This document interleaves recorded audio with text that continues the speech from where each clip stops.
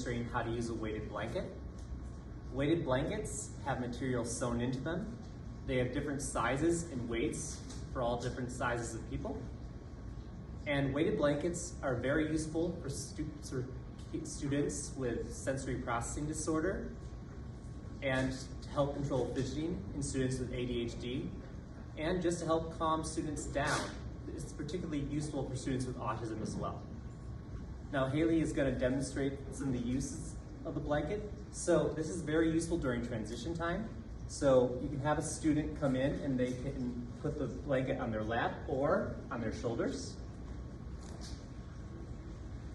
Or if the student is really distressed, they can lay down with the blanket on their lap or their shoulders. It is important to limit the time use that the students use these blankets, and one of the best ways to do that is to teach them other calming strategies and to check in on their mood. So when the student feels okay, the blanket goes back into storage.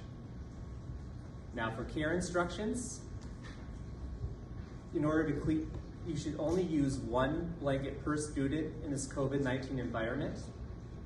And to a clean blanket, machine wash on low to medium heat. Do not use bleach and let air dry or dry on cool.